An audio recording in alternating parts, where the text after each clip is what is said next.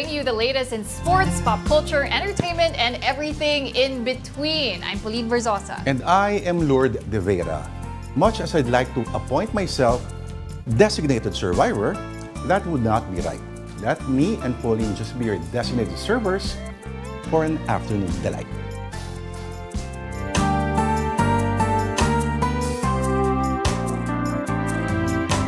Alright, it's Friday, July 12, 2024. Finally, weekend na po.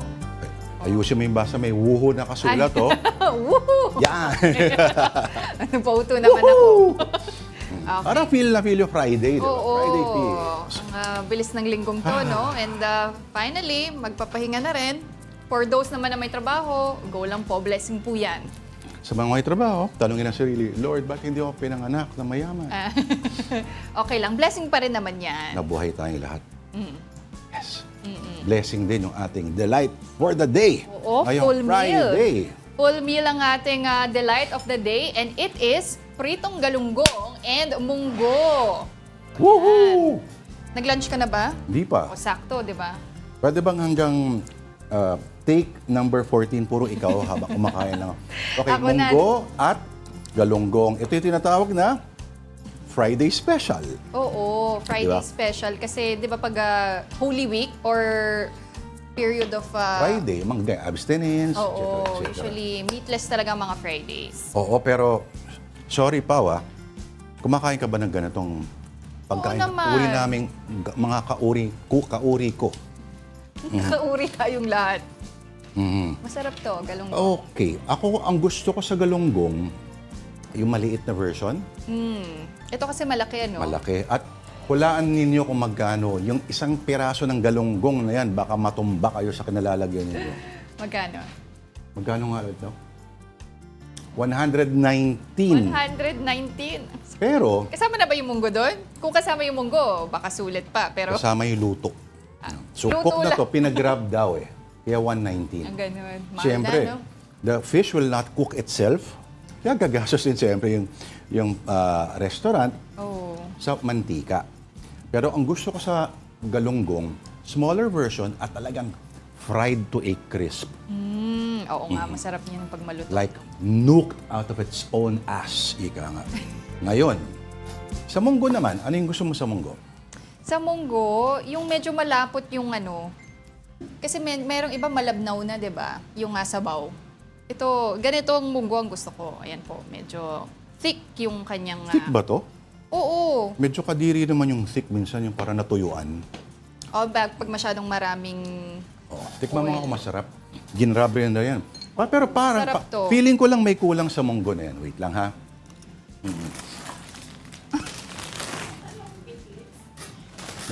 May kulang lang.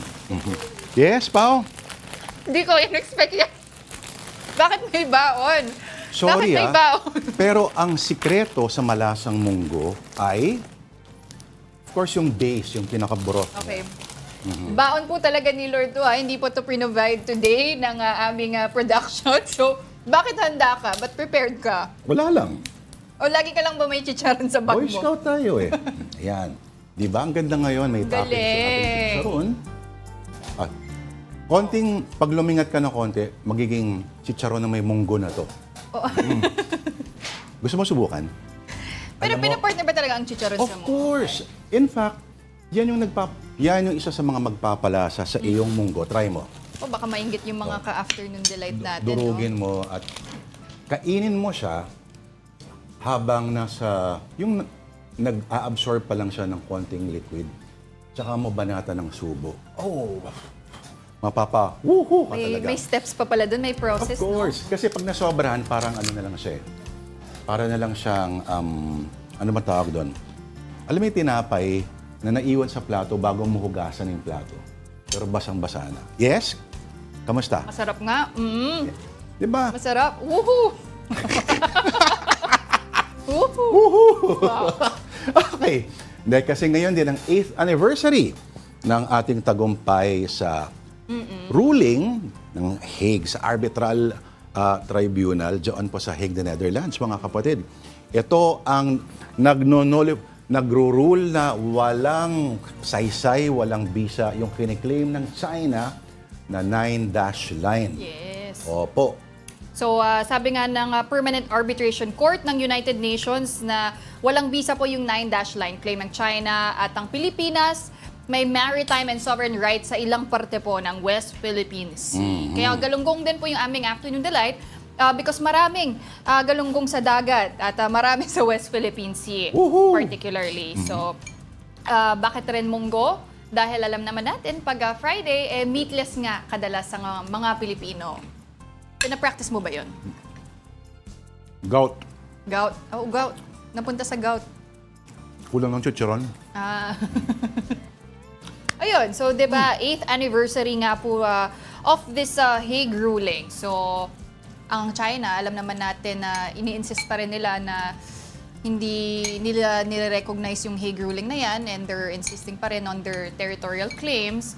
Pero syempre, as a Filipinos, pinaglalaban pa rin natin yun. Ika nga na dating presidente. Echoing the line of China, it's just a piece of paper. Pero, alam mo ba yung isang dessert na munggo rin? Medyo hindi ko take yun. Anong dessert? Layo ng pinag-usapan. Oo nga eh. Pupunta tayo sa munggo. May matamis na version Ng ng munggo? munggo. Oo, parang ginataang munggo. Pero pag hindi maayos yung pagkakaluto mo, medyo nakaka-disorient. Gusto mo pa ng chicharon? Mamaya na lang, pag-commercial na. Okay. Okay. So, munggo at galunggong. Galunggong, once upon a time, ang sukatan.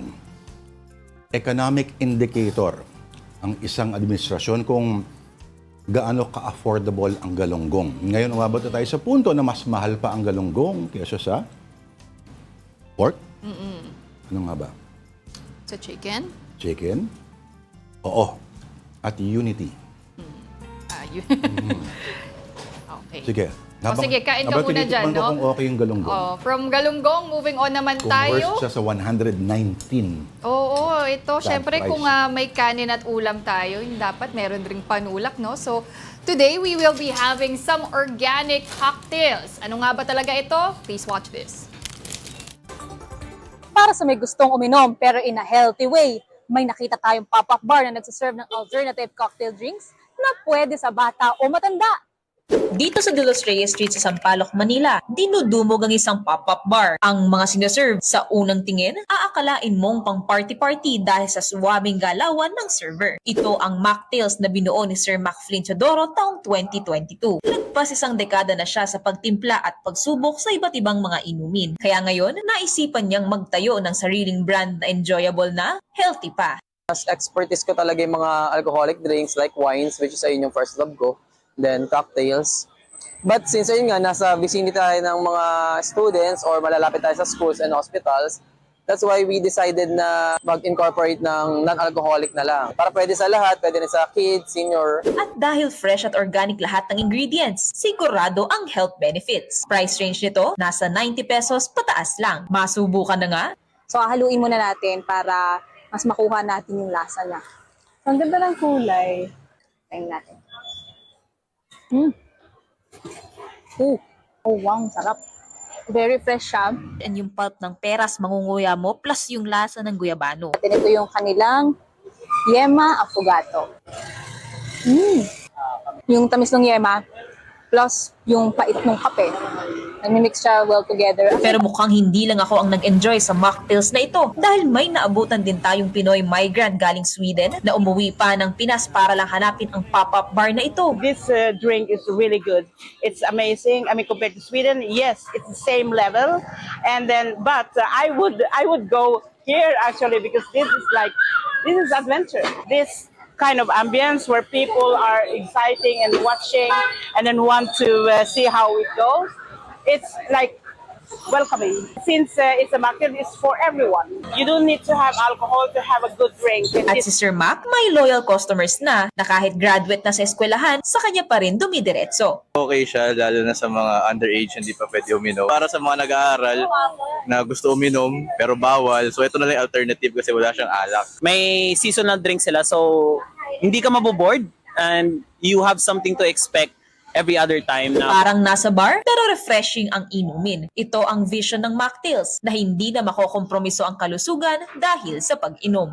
Yun nga, dahil 30 na rin ako, so over time, habang nagmamature, mas na-realize mo na mas masarap uminom ng alcoholic drinks pag may okasyon na lang or occasionally.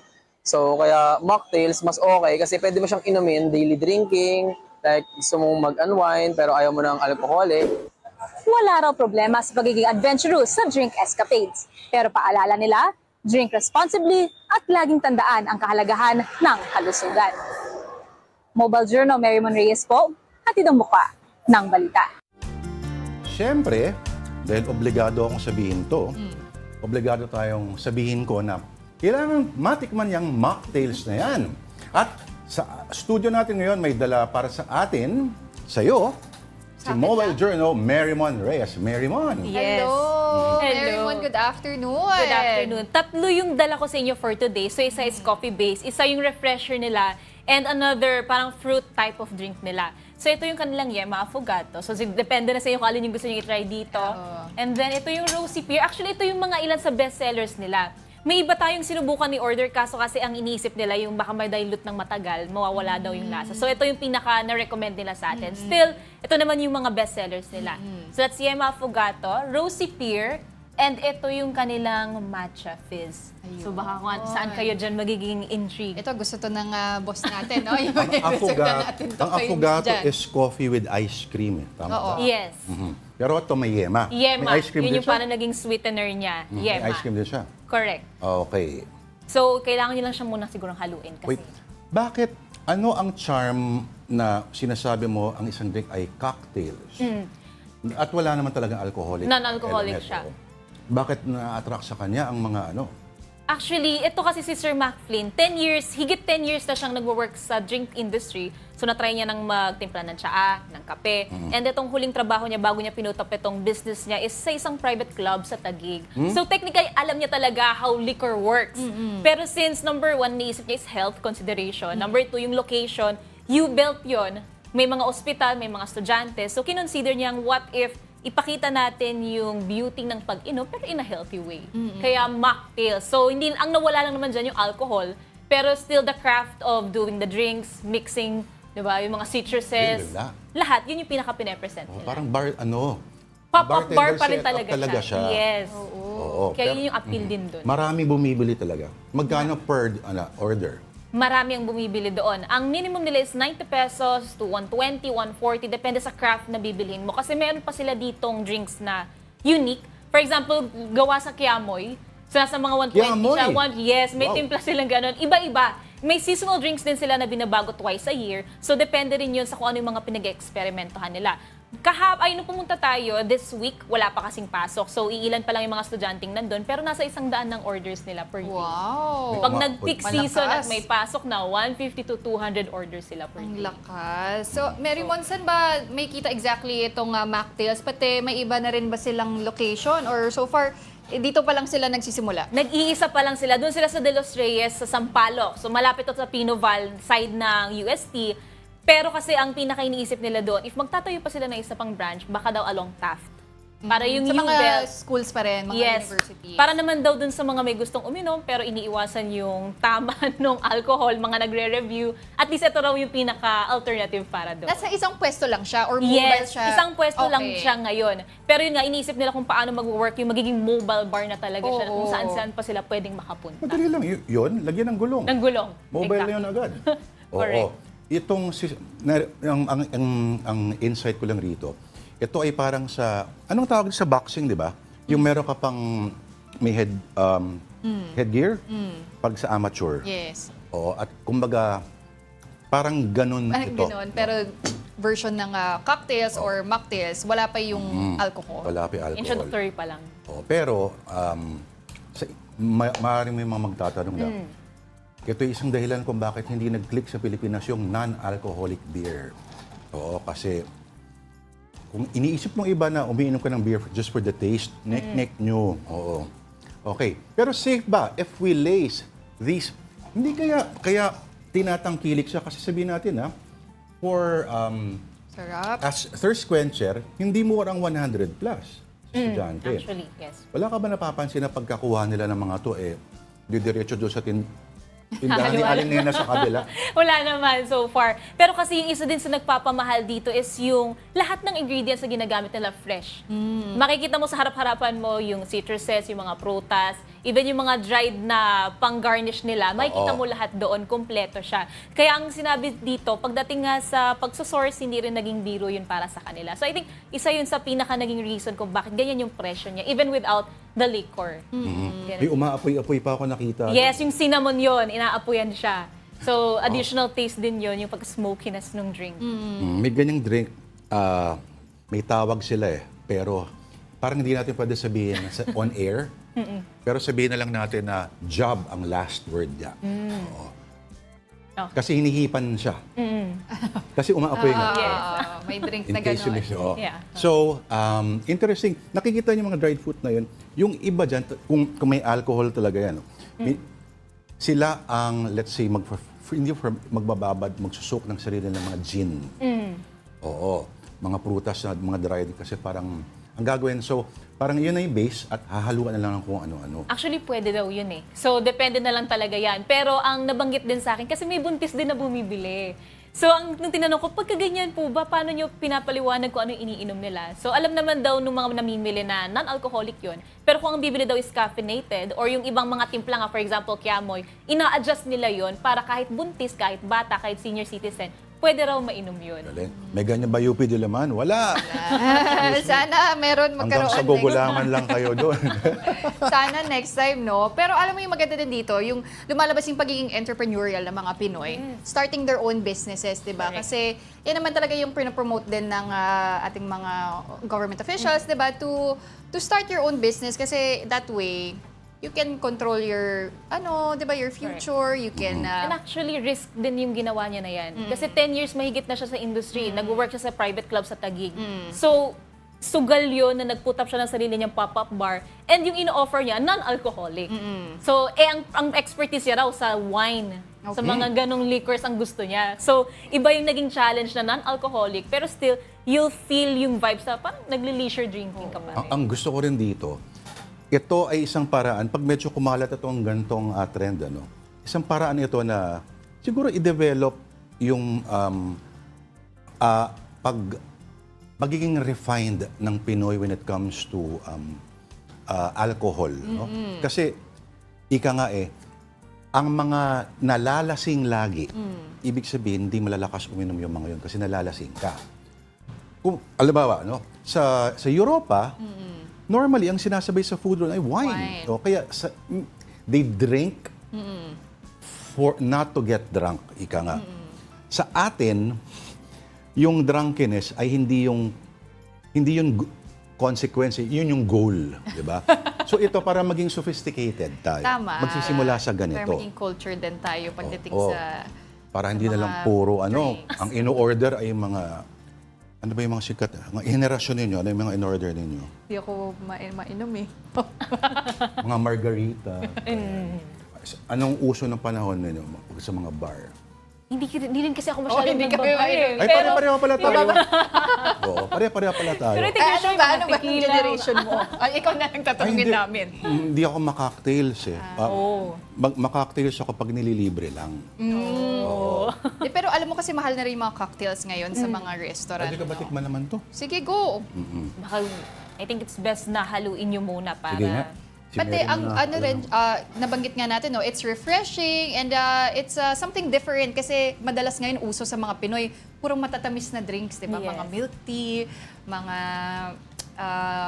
basta mga matatamis. Thank you. So ito, it's organic, right? Yes. It's organic and May health refreshing benefits siya. din Oo. sila. So, gut health, good skin, kung ano pa yung mga kailangan nyo pwede. Matamis ba ka mo? Kasing tamis ba yan nang itatanong mo kay Mary Mon sa puntong ito? Siyempre dahil nandito na si Mary Mon, kailangan natin tanungin, kamusta na nga ba ang iyong love life? Dahil balita namin na nung nag-cover ka ng, o gumawa ka ng storya on dating apps, panood namin yun, na-feature namin yun, di ba? May na-meet ka raw na educator. Yes. Oo. And he's a good person. Nag-uusap pa rin naman. So, we'll see where it goes. Pwede tatry natin na kung masasama natin sa iba pang mga food escapades. Diba? Subukan natin. Ano na kayo ng date, mag-schedule na kayo ng date dito sa mocktails. Ito rin, Marymon, we wanted to follow up. Yung story mo dun sa aviation-themed cafe, diba, that's a way for mga aspiring pilots or yung mga hindi naka-fulfill ng dream nila to be a pilot. Maganda din daw yung reception mo doon. Actually. Sa'yo doon. Marami Marami tayong nakausap doon during that time. So, pagdating naman sa personality, ibang klase rin ng mga piloto. So, malakas din yung appeal nila. Yun yung masasabi natin. Ano ba yung hinahanap mo sa isang lalaki, Marymon? Well, I think ang pinaka-importante lang sa akin as of now is kaya niyang buhayin yung sarili niya, kaya niyang buhayin yung magiging pamilya niya. God-fearing, most of all. And hindi ka pagbubuhatan ng kamay. I think yun yung pinaka-standard. Actually, yun na nga yung minimum na kailangan mong Bare makita. minimum mo. So, I think everything goes, basta yun lang yung pinaka-importante. Okay ba sa'yo yung malakas uminom? Well, medyo 50-50 tayo dyan. Kailangan balanse. Balanse. Kailangan balanse. Check lahat yung mga hinahanap mo. Pero, Ito, yan, Bagay, Bagay. Parang member lang ng Orange and Lemon. Pero gulaman lang ang ininom namin during that date. So safe. Wala pang liquor dyan. Pwede. Kaya kang buhayin. Kaya naman buhayin. At gulaman ang nilibre sa'yo. Pwede na. Pwede naman. I'm working, so Bubuhayin mo siya. pwede. Why not? Kung kaya ng lalaki, kaya rin ng babae. Yan ang importante, no? Yung equality pa rin ng Correct. babae and lalaki in a relationship. God-fearing, financially independent, sober, hindi nagbubuhat ng kamay, Kamay. non-violent. And I think pinakamaganda pa dun at marunong sa mga bata. Oo. Yun yung- Kung magkakaroon ng mga anak, di ba, in the future, importante yan. So parang pare na preschool teacher so far ang pasok sa kanya. Na-pilot na rin. Pwedeng pilot din. Aba, masarap to ah. Masarap, no? Actually, Pero- yan na yung pinareserve sana ni Miss Jan. Ay, mas magugustuhan ni Miss Jan ito. Okay. All right. Thank you so much, Marymon, for bringing these drinks for us today. Thank you rin sa mocktail. Oo. Thank Ang you rin sa slogan ay, mocktails. when craft bar meets the streets. Yan. Yan. Thank you, Marymon Reyes. Thank you so much for having me. Gusto mo bang manawagan sa mga lalaking check lahat yung mga... Well, Alright. Qualities na meron. Kung may papanawagan man ako, it's all in my prayers na. Ayun. Yun na lang. Magaling sumagot si Marymon, Alright, thank you so much again for joining us this afternoon, Marymon Reyes. Next time, iba naman dalhin mo, Sure. Okay, from Basta one... wag bulate. Huwag naman. Nagdala huwag ng mga worms exotic kasi ka to na. dati. Buti na lang wala ako nun. Alright, from one mojo to another, may exciting news na dala para sa atin si mobile journalist Evan Tarinque naman. Evan, ano yan? Pops Lourd, Pauline, simula. Official na mag-partner ang Signal TV, MQuest at Aliw Broadcasting Corporation. Ang mga content at shows ng Aliw Channel 23 mapapanood na ng mga Signal TV subscribers simula ngayong July 16. Sa tulong din ng partnership, ang dating programa nila na nasa radyo lang ngayon ay simulcast na rin sa telebisyon. Present sina Signal TV and Media Quest President and CEO Jane Basas, FVP Head Channels and Content Management Shen Olaso, Signal TV Chief Revenue Officer Gerard Milan, Chief Financial Officer John Andal at Regulatory and Industry Head Erwin Galang. Present naman para pumirma sa Aliw Broadcasting Corporation ay ang kanilang President Benjamin Ramos. Dumating din ang kanilang Vice President for Business Development Dennis Antenor Jr. at General Manager Attorney Macnil Rante. Matagal-tagal na mag-partner ng Signal, MQuest at Aliw Broadcasting Corporation. At dahil sa Signal na sila e-ere, mas at home na ang mga shows ngayon. Pops Lourd, Pauline, mapapanood na ang mga shows at iba pang content ng Aliw Channel 23 sa Signal TV simula sa susunod na linggo. Pops Lourd, Pauline. Ayan, Aliw Channel. Alright, maraming salamat sa iyo. Mobile Journal, Evan Tarinque. Kita tayo soon. Alright, maraming salamat, Evan. And now, here's a toast to the nation's girl group Beanie as they release their highly anticipated single, Cherry on Top. In less than 24 hours, the music video already the track has reached 2 million views on YouTube. And as of 12 noon today, it is the top trending video for music on the platform. Cherry on Top follows Beanie's EP, Talaarawan, which dropped in March. Yan, masaya na naman ang mga blooms. Woohoo! Oo. Yung Cherry on Top, Amerikano yata yung producer, ang songwriter nito. Galing, no? Cherry on Top. Ito may cherry on top ba to? Wala. Strawberry yan. Next time, cherry naman yung drink natin. Cherry on Top, cucumber doon, submerged. Sa puntong ko to, Pao, break muna tayo. Break muna tayo. Marami pa kaming kwento sa inyo, magbabalik po ang Afternoon Delight. There's no army of this earth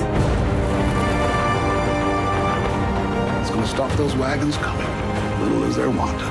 Those wagons are on hold. Warner Brothers has postponed the second film in Kevin Costner's Horizon: An American Saga series. Chapter 1 is now in theaters, and Chapter 2 was due out August 16th. But a studio spokesperson says it's been pulled from the schedule, quote, to give audiences a greater opportunity to discover the first installment. Costner reportedly has sunk $38 million of his own money into the Western epic, more than Chapter 1 has grossed worldwide so far.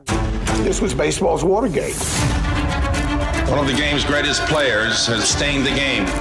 Mr. Rose has accepted baseball's ultimate sanction.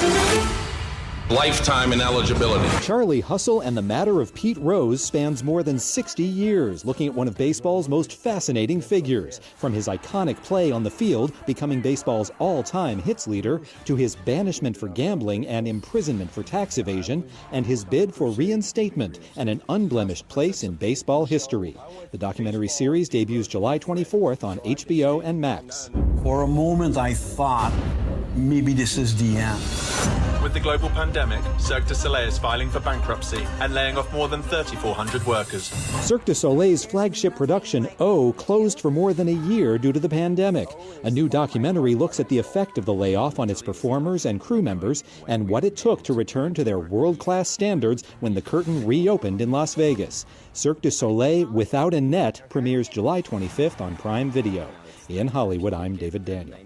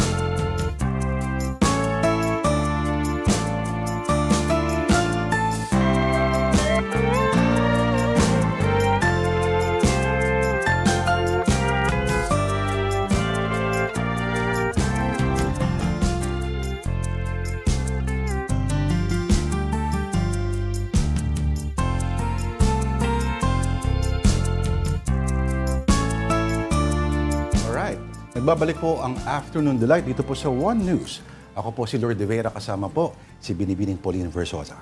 All right, let us give you a quick rundown of some stories here on One News. The Department of Foreign Affairs vows to uphold maritime peace despite unlawful actions in the West Philippine Sea. That's as we mark the 8th anniversary of the landmark 2016 arbitral ruling that voided China's sweeping claim over the West Philippine Sea. For his part, Defense Secretary Gibot Teodoro underscored ongoing efforts to protect the country's sovereign rights. Beijing has never acknowledged the Hague ruling. The Anti-Money Laundering Council freezes the bank accounts and other assets of suspended Bamban Mayor Alice Guo. The freeze order also covers high-value assets of individuals known only as Zi Yang Huang and Bao Yinglin. And one of Apollo Kibuloy's co-accused in a string of criminal cases is now in police custody. Pauline, Canada, was arrested in Davao City yesterday after an anonymous caller tipped off her location. Kibuloy and 4 of his other co-accused remain at large. All are facing charges of qualified human trafficking and child abuse. Meanwhile, authorities are still verifying reports that Kibuloy is already in China. The details in this report. Authorities have yet to locate Pastor Apollo Kibuloy, who is wanted for trafficking and child sexual abuse. In an interview, one of Kibuloy's legal counsel says the pastor could be in China already, but the lawyer could not confirm this. But the National Police believes that Kibuloy is still in the Philippines. As we speak po, naniniwala po tayo na there are indication at na nandito pa naman po yung mga hinahanap natin. There is also a possibility na dumaan po siya sa backdoor, pero lahat po yan ay bine-verify pa po natin. Recall that former President Rodrigo Duterte said he knew where the pastor is hiding, but he did not reveal where as it was a secret. According to his former spokesperson, Salvador Panelo, Duterte was just joking. But the PNP calls on the public to take Kibuloy's cases seriously. Mga ganito po na seryosong mga bagay po ay sana po ay hindi po natin ginagawang biro. Wag po nating kalimutan na yung kabilang parte po na sumisigaw po ng hustisya, may mga batang allegedly, di umano, ay minolestya at naging subject for trafficking. The police also defended the DILG's move to put up a 10 million peso reward for Kibuloy's arrest. We have to also remember, this is not the first time ay private citizen ay nag-offer po ng reward. Alam po natin, pag may mga heinous crimes, even yung mga families po ng victim na mga civilian po ay nag-o-offer po. Vice President Sara Duterte, who is a known friend of Kibuloy, agreed to this. So right man na siguro sa ato ang gobyerno and sa DILG nga magpagawas og rewards para sa mga wanted na mga tao kanang mga dunay warrant of arrest. President Marcos earlier called on Kibuloy to come out and face his charges. All right, in the U.S., President Joe Biden just faced the media in a rare solo news conference, otherwise known as the Big Boy Conference. That's as his political future hangs in the balance, with a growing number of allies wanting him out of the November race. Here's a story from CNN. Is President Joe Biden up to the challenge of running the country for the next 4 years? Inquiring minds the world over want to know. And at Thursday evening's solo news conference, Biden with an answer. The consideration is that I think I'm the most qualified person to run for president. I beat him once, and I will beat him again. 2 weeks ago, Biden faced off in the first presidential debate against presumed Republican nominee Donald Trump. Biden has been facing political pressure to exit the presidential race ever since, due to his poor performance. Thursday's conference has been seen as a political make or break for his political future, but a gaffe by Biden raised even more concerns and eyebrows. Look, I wouldn't have picked Vice President Trump to be vice president, but I think she was not qualified to be president. The news conference considered high stakes at this crucial moment in Biden's presidency and for his re-election bid. While Biden's news conference at the NATO summit may have ordinarily focused on his meeting with world leaders, this time Biden used his time to address the elephant in the room. The idea that senators and congressmen running for office worry about the ticket is not unusual. And I might add, there are at least 5 presidents running or incumbent presidents who had lower numbers than I have now. I'm Sherelle Hubbard reporting. Okay, before his press conference, Pao, Biden spoke at a NATO event along with Ukrainian President Volodymyr Zelensky. And panoorin lang natin kung paano niya inintroduce si President Zelensky ng Ukraine. Now I want to hand it over to the President of Ukraine, who has as much courage as he has determination. Ladies and gentlemen, President Putin. President Putin. He's going to beat President Putin. President Zelensky. I'm so focused on beating Putin, we got to worry about it. Anyway, Mr. President. I'm better. You are a hell of a lot better. Thank you so much. Mr. President. Sana tinawag niyang thank you, President Reagan. Sorry. Oo nga, no? Dapat binalikan niya. Sa lahat talaga ng imi-mix up mong pangalan, yung pangalan pa ng presidente ng bansa, na gumigera sa kanila. Well, even before that incident, no, a lot of people were already criticizing the cognizance of President Biden. And dito when he mixed up Putin and Zelensky, he was able to correct himself naman. Pero in the solo presser afterwards, yung napalit niya naman yung kanyang vice president with vice president calling Kamala Harris Vice President Trump. Hindi na niya na At least yung kay Zelensky, he caught himself after Yeah. 2-3 seconds and corrected himself. Doon kay Kamala Harris, Vice President Trump, hindi niya kinorek yung sarili niya. Well, this begs the question talaga, no? What will the Democrats do? Will Biden still remain on top of their ticket? Marami na ring mga members of Congress, no, na mga Democrats na already expressed that they are not Medyo maingat pa yung iba. Sila Nancy Pelosi, sila Obama are still keeping to themselves. Pero mga konting hush-hush. Pero yung Hollywood, parami mga alam mo, George Clooney. Clooney. Isa sa mga nanguna para mag-raise ng funds. Ang ngayon, sinasabi ay not the same big freaking deal as he was 20 years ago. 2020, kita mo, no? Pero, alam mo, itong mga press ko na to, itong big boy pressure, ang sinatawag na yun, all eyes on him Pero yung sumabit ka talaga. Yung NATO sa NATO pa talaga. Lahat ng bansa nakatingin sa'yo. World leaders. And this was President Biden's chance to salvage na nga his disastrous, as they say, his disastrous debate performance. But another moment of questionable words, mistakes. So, really begs the question. Alam mo, tama ka dyan, Denise. Ay, sorry! Pauline pala. Pero, I'm not running for president of the most powerful nation on earth. Madali ma-mix up. Pero, pag mapanood mo rin yung mga nagva-viral na videos, pa-viral na video si Kamala Harris, medyo magki-cringe ka din. At iisipin mo, mananalo talaga si Trump.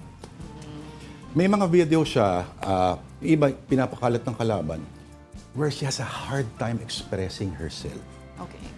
My God, talagang ang galing mag-mix itong mga taong to. Considering, pero abogado siya, at siya ay dating Attorney General.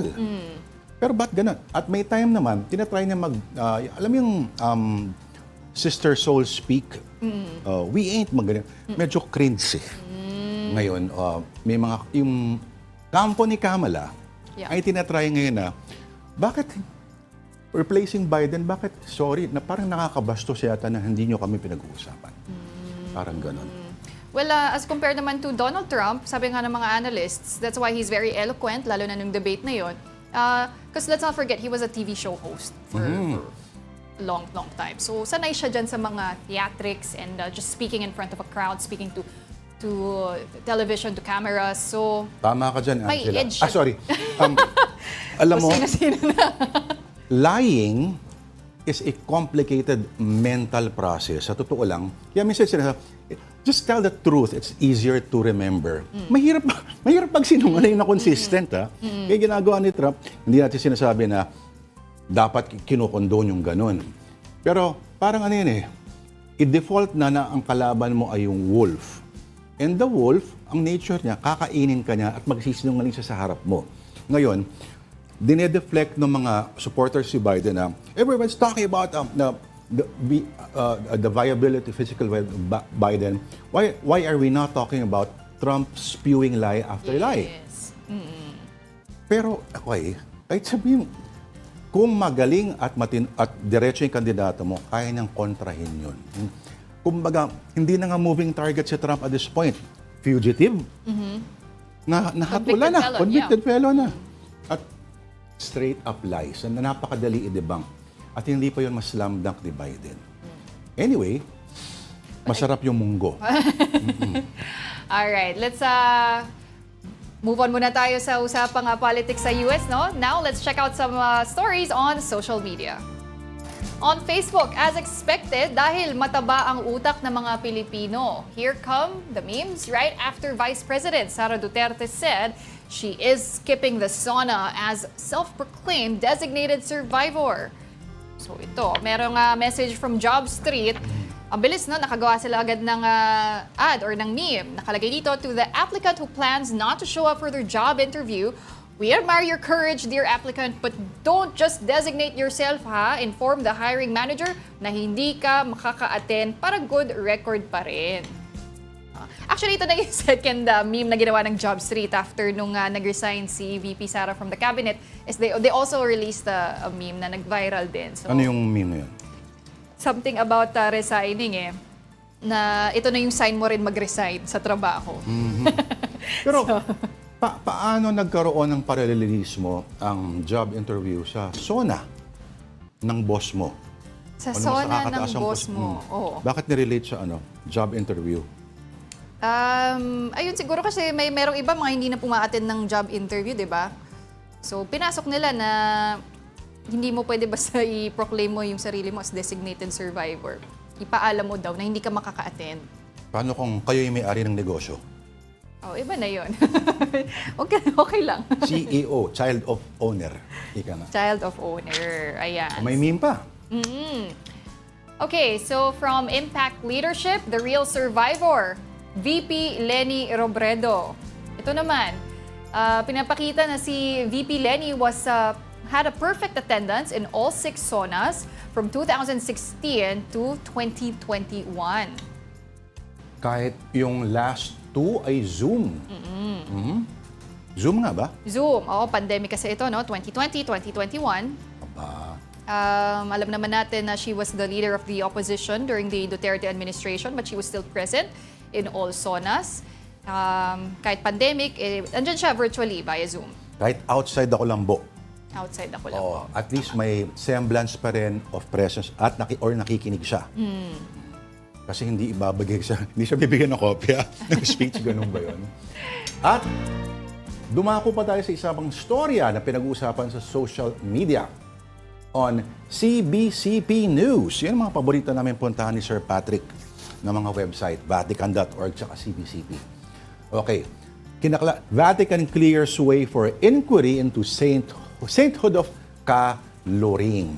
Sino ba si Loring? Ayan, si Loring, actually, she was a telephone switchboard operator sa Philippine, and she was also an accounting clerk at the Philippine Air Force. Pero after nyan, she left her job to become a full-time catechist. And tinuloy niya yan. She died from cancer in 2011, pero a lot of people now are pushing for her to become a modern day saint ng Pilipinas. And ito na nga, Vatican gave the green light to begin the inquiry. And syempre, decades-long process kasi yan, no? So baka matagal-tagal pa. Pero kailangan din yan, alam ko, ng 2 miracles na mangyari. So, yan, hopefully, no, may isa pa tayong Filipino saint. So, ano siya? Telephone switchboard operator. But after she left her government job and she became a full-time catechist, she really dedicated her life to helping the poor daw. At ngayon, meron siyang direct line sa heaven. Oo. Woohoo! Woohoo! Friday na po. Okay, you're watching Afternoon Delight here on One News. We're gonna take a quick pause. I'll be back in a bit.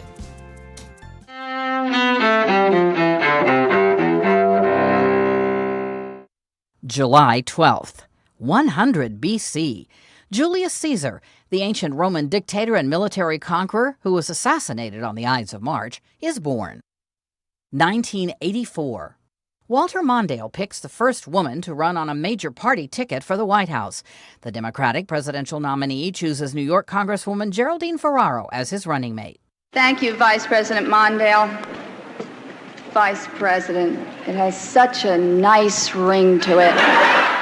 Mondale and Ferraro lose to Republican incumbents Ronald Reagan and George H.W. Bush that fall. 1990.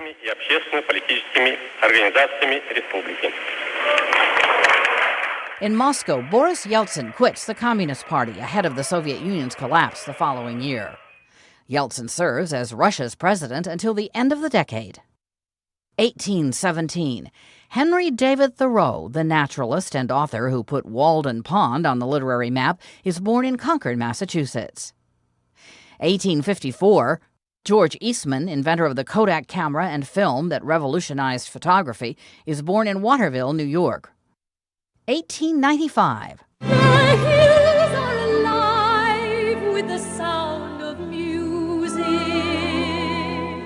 Oscar Hammerstein, the Broadway lyricist known for his musicals with composer Richard Rodgers, is born in New York City. And 1937. Now I'm telling you, you are going to try as hard as you can. And you're going to do it because I said so. Comedian and actor Bill Cosby, whose work lifted the portrayal of African Americans on television, is born in Philadelphia. Today in History, July 12th.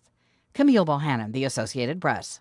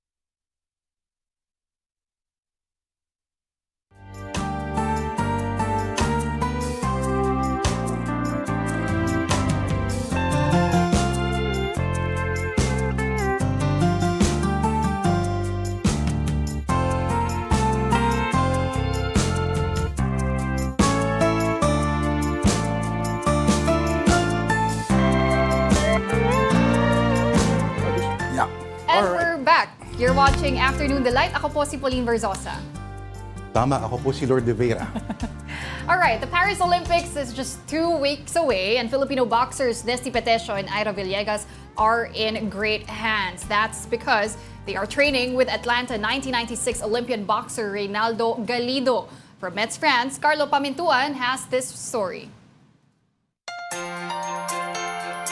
The last time the Philippines was able to qualify 5 boxers to the Olympic Games was back in Atlanta, 1996. And now one of the teammates of silver medalist Mansueto Onyok Velasco is currently working with the squad as one of their coaches.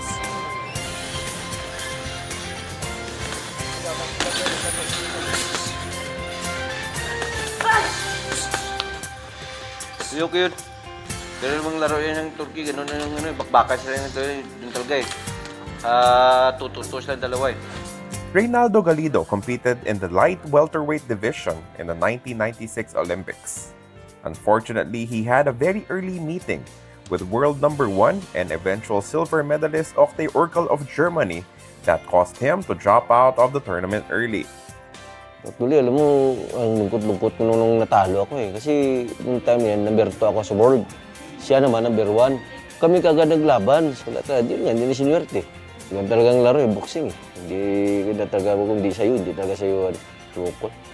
Nanukula ka lang sa dagdag mo, kulang sa doon ka na sa kilid eh. Nahuli mo na siya, pero kulang sa dagdag na suntok. Galido would not get a chance to compete in the Olympics again as he suffered a shoulder injury in the qualifiers to Sydney 2000. But he would find his way back into the quadrennial event as one of the Philippine boxing team's coaches.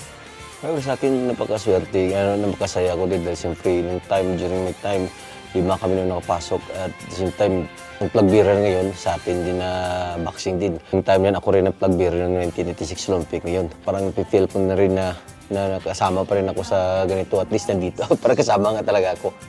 Right now, their squad is split into 2 groups, and the assignment is to help out Nesty Petesio and Ira Villegas. Galido will always be proud of their 1996 squad that went home with an Olympic silver. But he knows that this current group could build on the most successful Olympic campaign of the country in the upcoming Paris Games. From Metz, France, Carlo Pamintuan.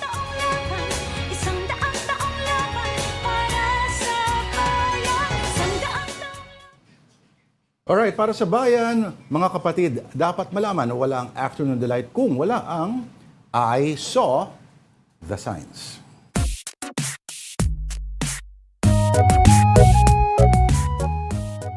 Yes, Tito Pao. Okay, ang ating isaw today is What's the Message edition. Ano ang dating sa inyo ng signs na ito? Sige nga. Okay, una. Galing daw kay Apollo Quiboloy. Hindi, mula yata siyang delivery rider. Para kay nawawalang Pastor Apollo Quiboloy, message ng rider. Sabi niya, magandang araw po, Pastor. Sa Lazada po ito. Tanong ko lang kung saan po ang exact location ninyo para maibot ko po yung parcel ninyo. Salamat. Nako, medyo malayo-layo iikutan niya sa West Philippine Sea. Baka nasa China na raw. Magandang idea yan, no? I-message mo na kung ari na lang magpapadala ka ng parcel. Kung ikaw makaka-message kay Pastor Pao, anong gagawin mo? Baka ganyan din no? Para 10 million pesos kasi yung pabuya. So, ambunan mo ako dyan, ha?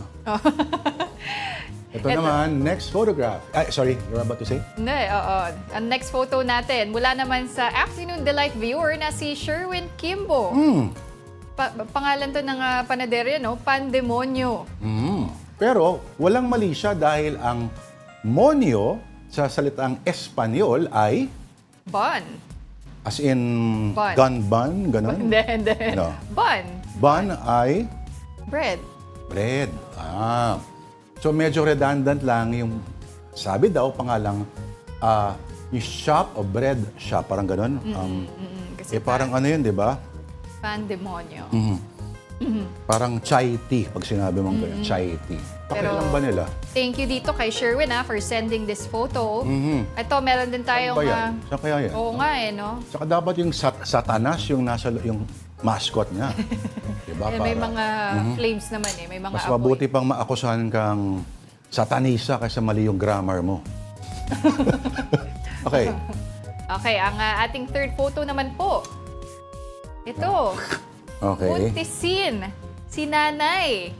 Oh, ano pala yan? Acronym to. So, Buntis. buntis, bakuna't unang yakap, nutrisyong tama at sapat sa ina at sanggol, eksklusibo, eksakto na ito. Ang haba nun, ha? Maalala kaya ng mga tao yung ibig sabihin ng buntisin, si nanay. Sa isang banda sabihin, buntis scene. So parang may pagkalinga at may concern para sa mga pregnant women. Ganyan. Yan nga yung Pero, ang placement, itong si konsihal nasa pinakadulong kaliwa, sino naman ang nasa dulong kanan? Ito, si Isang kasama si Mga taga-Marikina. Stella Kimbo, Oo. si Teacher Stella Kimbo. At ang mga pictures na ito ay ilang dekada nang nakakaraan. So, alala mo yung panawagan ng COMELEC. Oo, kailangan updated po ang mga picture. No? Oo. At tingnan mo naman yung kulay ng kutis ni Kapitan. Oo. Diba?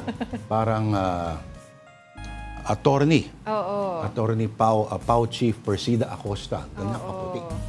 Alright? Yung mga Pinoy, mahilig talaga sa mga witty na slogan, no? Oo, pero dapat basahin ng maayos. Yung ibig sabihin ng buntis. Kasi unang tingin mo pa lang baka may, di ba? May ibang dating ang pagsabi. Acronym po yan. Oo. Okay, thank you so much for sending all these photos. If you also see more signs, please do send that to us on afternoondelighton@gmail.com. May sili, oh. Gusto mo ng sili? Parang nasasarapan na si Lord masyado sa kanyang afternoon delight and Hindi pa ako nag-aalmusal. magpaalam na tayo sa ating mga ka-afternoon delight. Kaya man yan, Pao. That will do it for us this Friday, July 12. Maraming salamat sa panonood sa amin dito ng isang buong linggo. We'll see you again next week. I'm Pauline Verzosa. And he's Lourd de Veyra. Lunes ulit, alas 2 in punto. Have a restful weekend and have a delightful afternoon. Woohoo!